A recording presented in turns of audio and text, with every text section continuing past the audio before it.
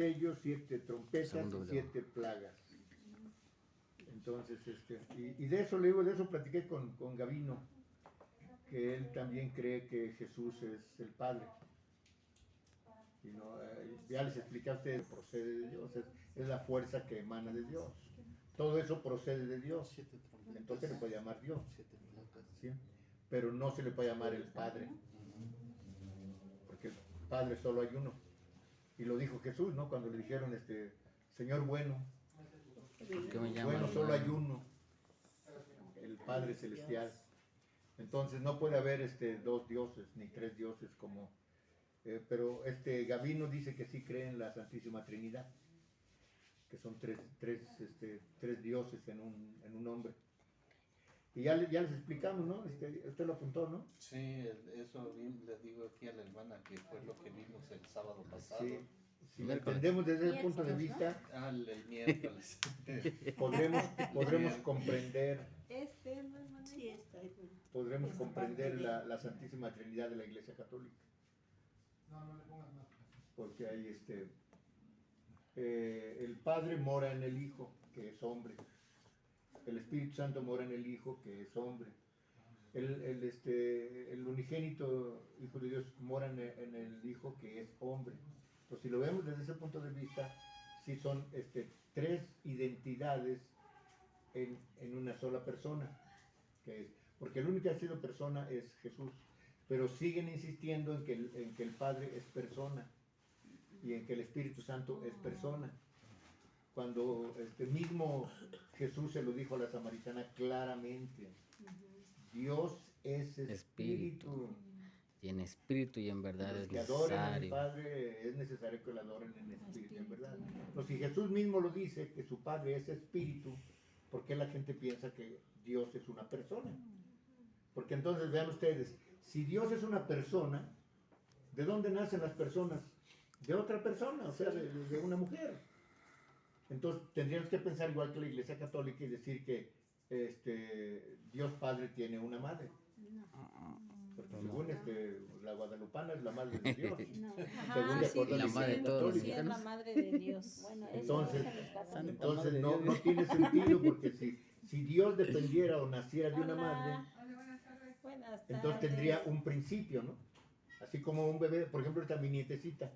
Su principio es de que nace del vientre de mi nuera. Ajá. Ese es su principio de mi nieta. Sí, hijo, Dios les bendiga. Dios bendiga. Entonces, ese es su principio de mi nieta. ¿Cuál será su fin? Bueno, Dios lo sabrá. Así Los años que Dios le dé, ¿no? Sí. Entonces sería un principio y un fin. Entonces no puede ser que Dios tenga un principio y un fin. No. O sea, que Dios es Dios por Dios es determinados eterno. tiempos Siglos de y los luego ya no siglos. hay Dios. No tiene sentido. Dice, Pero la Iglesia Católica dice que María, y después cuando inventaron lo de Guadalupe, que ahora Guadalupe es la madre de Dios. No puede ser eso. Y entonces Jesús siempre se manifestó como el Hijo de Dios y el Hijo del hombre. Él nunca en ninguna parte de la Biblia dice que es Dios o que es el Padre. En ninguna parte. Cuando le pregunta a sus discípulos, ¿quién dicen ustedes que soy? ¿Qué le dijo Pedro? Tú eres el Cristo, el Hijo del Dios Altísimo. No le dijo, tú eres el Padre Celestial, tú eres Dios. No. Tú eres el Cristo, el Hijo del Dios Altísimo. amén. Y esa es la confusión con la mayoría de denominaciones, incluyendo la nuestra. Que la mayoría de hermanos piensan que Jesús es Dios, pero no explican que se le puede llamar Dios, pero no es el Padre. ¿Sí me entienden? O sea, no es el Padre, es Dios porque procede de Dios. ¿Sí? Fue engendrado por su Santo Espíritu. Por eso es Dios, porque es parte de. No podremos aquí hablar tampoco de genes, o sea, de la genética humana, porque Dios no tiene genes. Podemos hablar de los genes de la mujer, de María, de ahí nace Jesús. Entonces, dentro de la genética humana, Jesús nace del vientre de María, pero engendrado por el Espíritu Santo. Entonces, por esa causa es divino, porque procede de Dios, pero no es el Padre. Y eso es lo que hay que explicarles a las gentes, porque sí le podemos llamar Dios, sí le podemos llamar Dios, pero no le podemos llamar el Padre Celestial, porque Padre solo hay uno. Así es. Bueno, pero no los quiero tan tristes, mis hermanos. Mis hermanos. Al Bueno, contrario, alégrense de que Dios nos revela muy cosas. concentradas. Dios nos revela cosas. Bueno, Estamos concentradas. ahora entonces, la séptima iglesia de Asia, la séptima iglesia de Asia en ser mencionada es la de la Odisea, la cual en su aspecto dispensacional representa la última época de la iglesia de Dios, época en la que se cumplirán las profecías dadas para los últimos tiempos. Ahí me detengo un poco.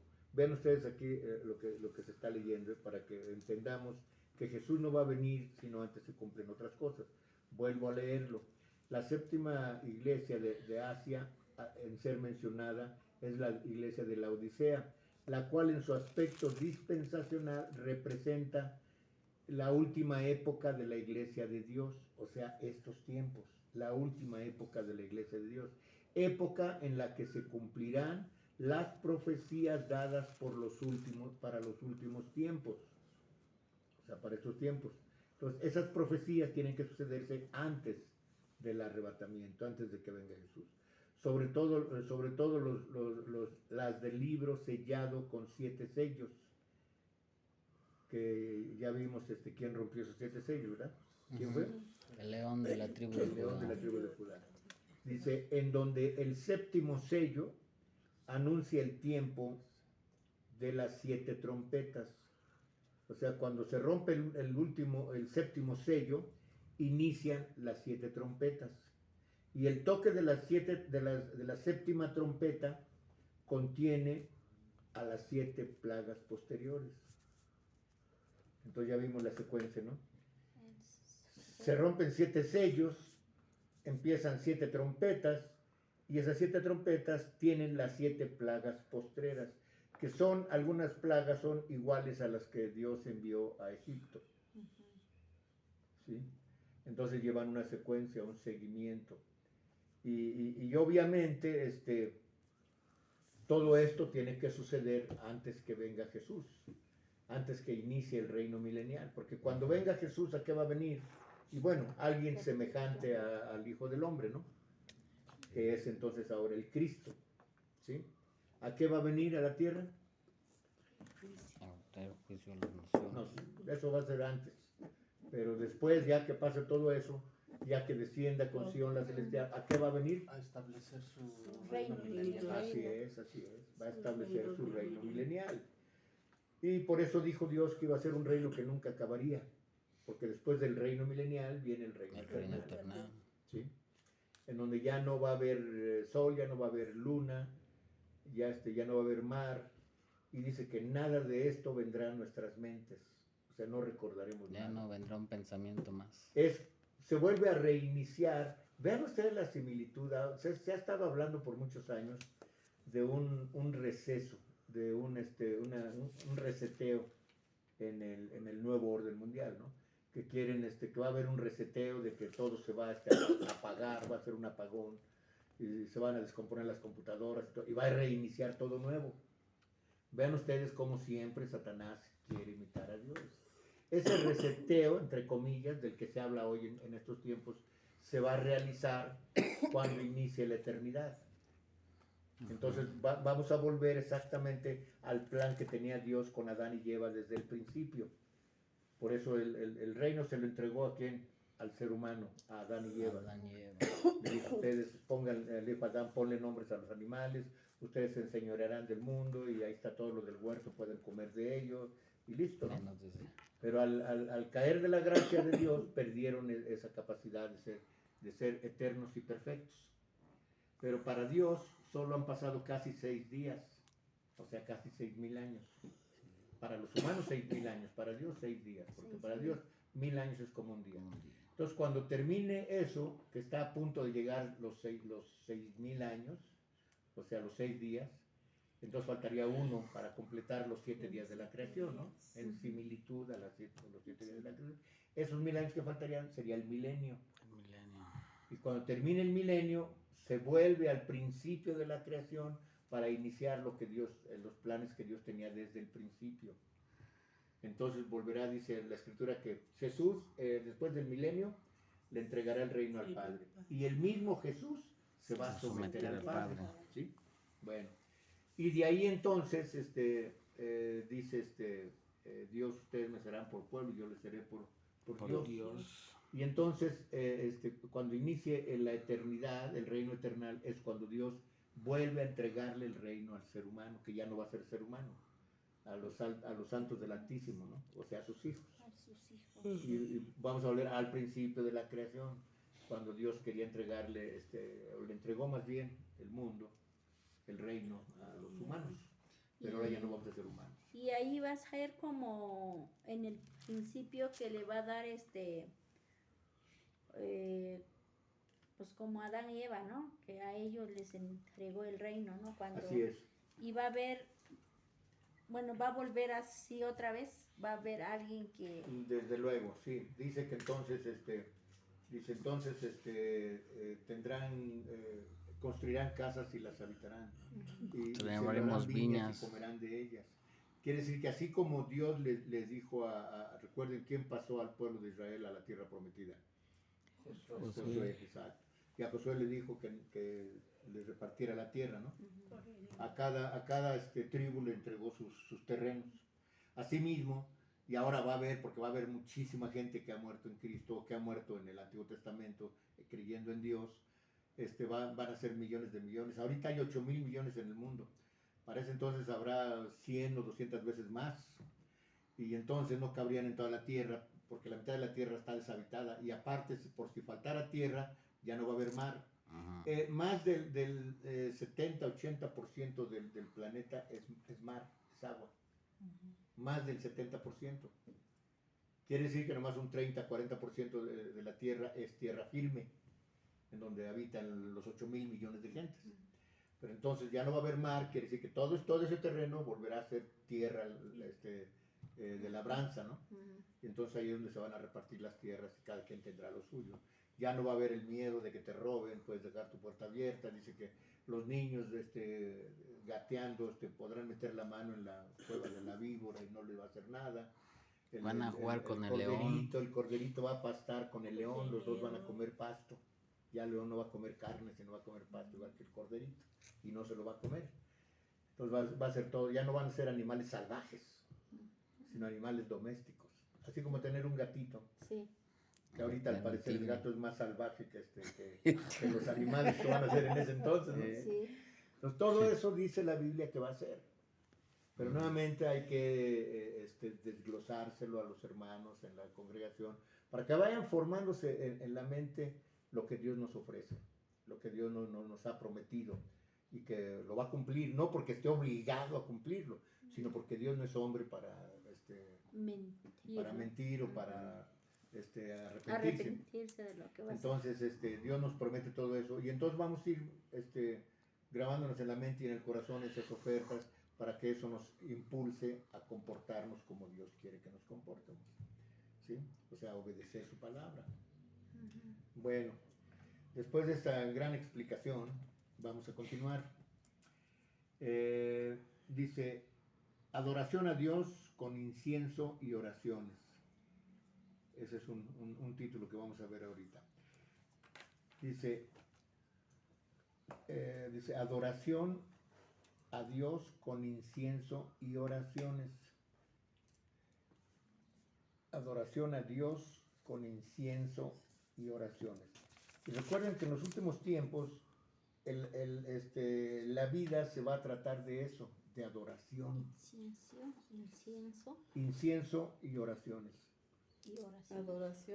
Adoración A Dios, exacto. Adoración a Dios con incienso. Con incienso y oraciones. Y oraciones. Entonces, en estos últimos tiempos todo se va a tratar de adoración. ¿Por qué? Porque va a haber dos bandos, siempre va a haber dos bandos. Un bando va a ser fiel adorador de Dios y de su Hijo Jesucristo. Y otro bando muy, muy grande va a ser adorador de la bestia. De la bestia. Exacto. Entonces, todo va a tratar de adoración. Adoración a Dios con incienso y oración. Así es exacto, hermanita. Así que entonces les leo esto, dice.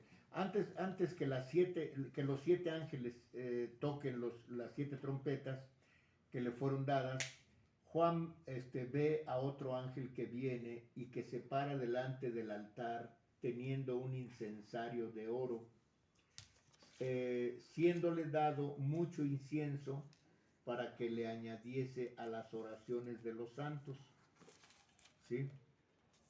Bueno, dice, este ángel es diferente a los demás ángeles, pues al tener un incensario de oro en su mano, y ofrecer incienso delante de Dios, lo conecta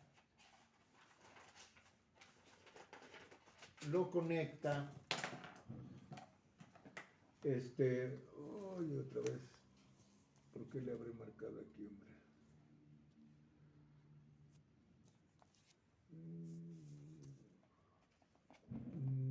Dice, lo conecta con la participación, ofreciendo al favor de un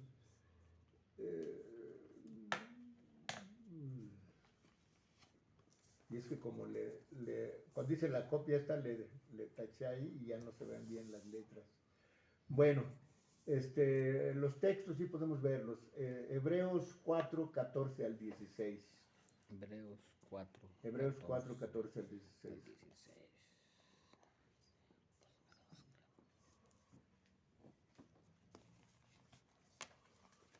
A lo mejor lo vamos a ver, estábamos viendo que era el capítulo 2, verso 3, ¿de cuál?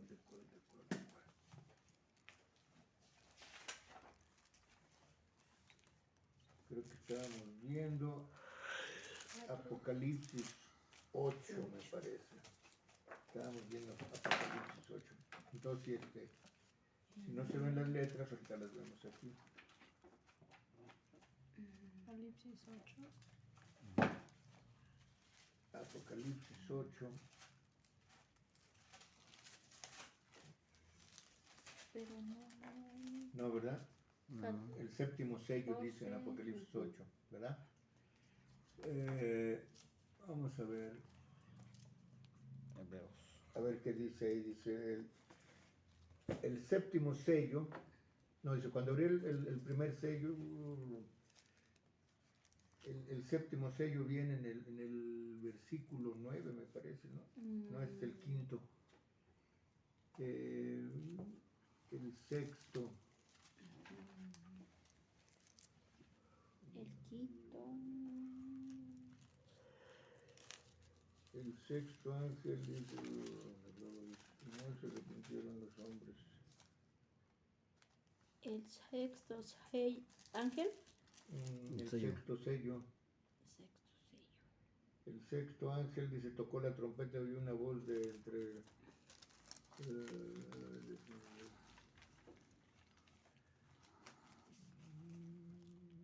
estaba delante de Dios, diciendo el sexto ángel que tenía la trompeta, desata a los 4 ángeles que estaban atados junto al gran río Éufrates, y fueron desatados los 4 ángeles que estaban preparados para la hora, día, mes y año, a fin de matar a la tercera parte de los hombres, y el número de los ejércitos de los jinetes era 200 millones.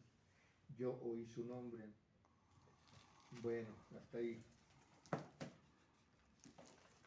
Ahora entonces el incienso es una sustancia aromática que se quemaba en el tabernáculo y en el templo, y que solamente los sacerdotes podían ofrecerlo a Dios, como lo vemos en Lucas 1, 8 al 10. Pero no leímos Hebreos. ¿No lo leyeron hebreos? ¿Lo apuntaron nada más? Sí, 8. Lucas Lucas 1, 8, 8 al 10. Y Números 16 del 1 al 11. Nomás vamos a leer Lucas 1, 8. Número 16 del 1 al 11. Ajá. Números 16 del 1 al 11. Vamos solo a leer Lucas 1, Lucas 8 y 10.1.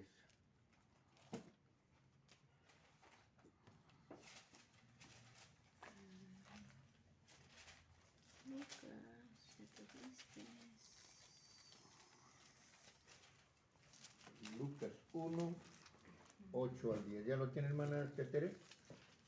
Si ya lo tiene, léalo. Lucas 1, del 8 al 10. Es capítulo 1. 1, sí, capítulo 1, verso 8 al 10. Amén. Y otra parte cayó en No, buena. es capítulo 1, Lucas. Lucas capítulo 1, 1. verso 8. ¿Qué dice? Del verso 8, del 8, ¿no? No, capítulo 1, Del Lucas 8. 1. 1, verso 8. Aquí está el 8. No, ese es capítulo 1, Ah, ya. Es capítulo 1, sí, versículo 8. sí. Ah, El sí, capítulo sí. 1, ahora el verso 8. Sí. Aconteció que, Ujú. que ejerciendo Zacarías. Zacarías el sacerdocio Ujú. delante de Dios según El orden el de su orden clase. de su clase. El 9 ahora. El 9. Conforme a la costumbre del sacerdocio, le tocó en suerte ofrecer el incienso entrando en el santuario del Señor. Ahora el 10. Y toda la multitud del pueblo estaba fuera orando a la hora Del incienso. Muy bien, mi hermanito. Gracias.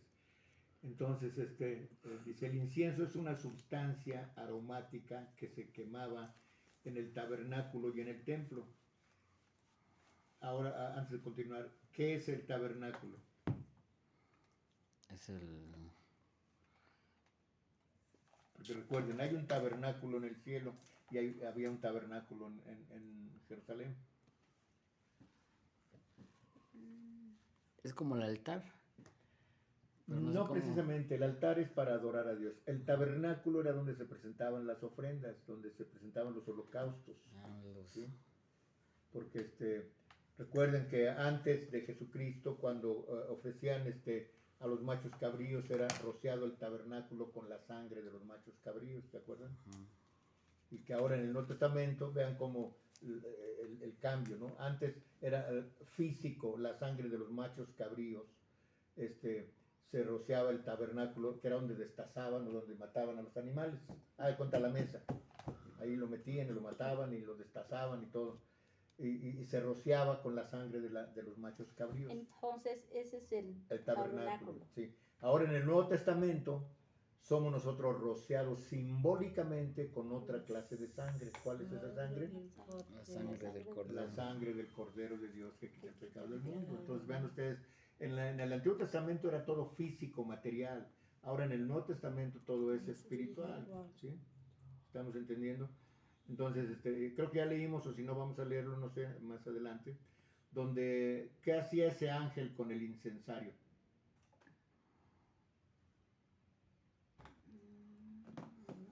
Y que ahora había uno también en el cielo, que tomó el incensario y lo llenó del fuego que había en el cielo, y lo vació en la tierra, y salieron truenos y relámpagos. Entonces, ¿qué hace el ángel con el incensario aquí en la tierra? Lo lleva ante la presencia de Dios. Es correcto. Ahí es donde van las oraciones de Las todos oraciones nosotros. de los santos. Llevan el incensario las oraciones a Dios, las presenta a Dios. Quiere decir que entonces, por medio de los ángeles, Dios escucha a todos. Sí. Nada más que no a todos les responde, ¿sí? Porque Dios es el que decide en su sola potestad qué es lo que sí hace y no hace, ¿sí? Pero de que Dios nos escucha a todos. Amén. Bueno, entonces continuamos. Dice, las oraciones de los santos para el Señor Dios Todopoderoso son también fragancia olorosa, como una fragancia, como un fragante perfume aromático. Véanlo en Apocalipsis 5:8. O sea que así como el incienso huele bonito, ¿no? ¿Sí? Es como un aromático. Así como huele Dios el incienso, así huelen nuestras oraciones también. Es un olor grato a Dios. 5:8. 5:8.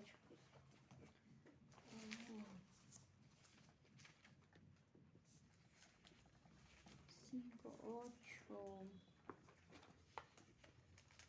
Dice, y uno de los ancianos me dijo, no llores, he aquí que el león de la tribu de Judá, la raíz de David, ha vencido para abrir el libro y desatar los 7 sellos. Amén, amén. 5, Son fragancia olorosa o aromática, como un perfume aromático para Dios. Nuestras oraciones. O sea, nos detenemos un poquito. Ustedes se están dando cuenta qué significan nuestras oraciones para Dios. Cuando se hacen desde luego de corazón. De corazón. Cuando también se hacen las oraciones justas. Recuerden la armadura de Dios. Que nos ¿Qué enseñamos dice? la ¿Qué coraza dice de primero? justicia. Por lo demás, hermanos míos, fortaleceos en el Señor, vestidos de toda la armadura de Dios. ¿Y qué más sigue ahí? Cíñanse Ciñen sus lomos con la verdad y usen la coraza de la justicia. La coraza era el pectoral que usaban las armaduras al frente para que no le entrara la espada los dardos. o los dardos. La coraza de la justicia. Cuando la oración es justa, ¿qué es justo? Recuerden ese texto, dice el Señor, no tienen ni mueren de envidia y no tienen porque no piden, porque no saben pedir, porque solo piden para sus deleites. Deleites. Eso es injusto, que solo pidas para ti. Está bien, Dios conoce, Mateo 6:33 lo dice, conoce tus necesidades. Muchas veces no tienes ni que pedírselas a Dios. Cuando Dios ve que tú estás interesado o interesada en los demás, que estás pidiendo por los demás, que estás orando por las necesidades de los demás, Dios se encarga de ti. Se agrada a Dios de eso. Dice, mira, pues esta mujer, este hombre, así como por ejemplo la mujer que dio sus 3 dracmas, era todo lo que tenía. Como que dice ahora 3 pesos, ¿no? Y los judíos daban de lo que les sobraba, daban puños. Y Jesús les dice a los judíos, en verdad les digo que esta mujer dio más que ustedes. Han dicho, pero ¿cómo más que nosotros? Nosotros damos por montones. Dice Jesús, sí, ustedes dan mucho, pero de lo que a ustedes les sobra. Pero esta mujer era todo lo que tenía para comer. Y lo dio sus 3 dracmas. De eso se agrada a Dios. ¿Tú crees que Dios la dejaría sin comer? No, al contrario, le dio en abundancia. Porque entonces, veamos, esas son las oraciones justas. Cuando tú pides por los demás, aún teniendo necesidades tú, te preocupas por los demás. Eso es lo que hizo Jesús. Porque cuando le decían, si eres el Hijo de Dios, baja de la cruz y sálvate y sálvanos a nosotros. Él no hubiera podido bajar de la cruz, pero no hubiera habido salvación para el mundo. Entonces él pensó primero en nosotros antes de pensar en sí mismo. Y eso es la recomendación de Jesús. Entonces cuando hay una oración justa delante de Dios, es un perfume agradable para Dios. Para Dios. Lo recibe como un olor agradable. Porque dice, mira, qué bien, ¿no? Porque esta persona tiene necesidades, pero se preocupa más por los demás que por él o por ella misma, ¿no? Y eso es lo contrario a lo que piensa el mundo. El mundo dice, no, primero yo, y después yo, y siempre yo, y al último yo, y siempre yo. El yoísmo, así piensa el mundo. Sí. Pero no, aquí no, en el Evangelio es de pensar primero en los demás antes de pensar en nosotros mismos. Y bueno, de ti no te preocupes, Dios se encarga de ti. Dios te conoce desde antes que nacieras te conoce y ahora sabe de qué tienes necesidad. Suple tus necesidades. Y a veces, si no te suple tus necesidades, es porque Dios piensa que no te conviene en el momento. Llegará el momento en que Él lo decida en su sola potestad.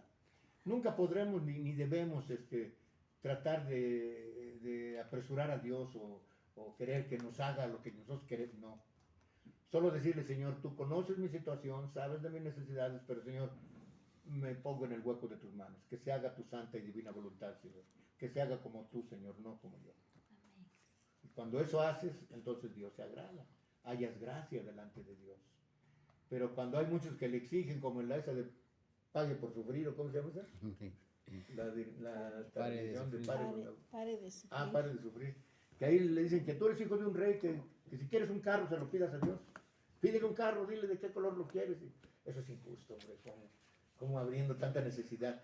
Como decía hasta Inés, su esposa de Francisco. No, es que tenemos que estar felices, contentos. No. Estamos gozosos, sí, pero felices no podemos estar. Porque la verdadera felicidad no se encuentra todavía al alcance del ser humano, en primera. En segunda, viendo tanta necesidad en el mundo, ¿puede ser feliz?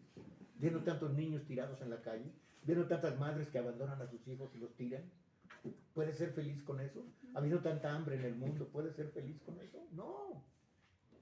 Sino debes de sentir misericordia por toda esta clase de gente, ¿no?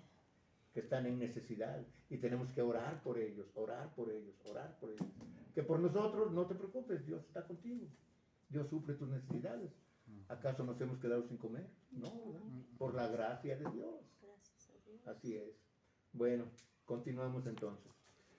Dice el Señor Jesús que está haciendo llegar a Dios los ruegos de los santos, oraciones a las que son añadidas, a las que son añadido mucho incienso.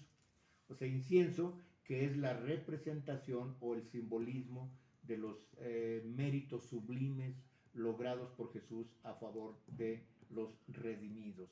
Esto lo vemos en Hebreos 10, 9 al 14. Solo apunten los textos. Entonces, mientras los apuntan, les sigo ¿Es leyendo. que 10? Hebreos 10, capítulo 10, verso 9 al 14. Nuevamente para que lo entendamos, se los vuelvo a leer.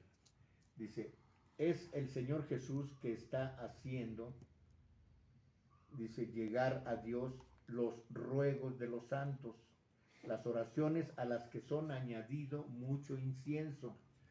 Mucho incienso quiere decir un olor agradable a las narices de Dios, ¿no?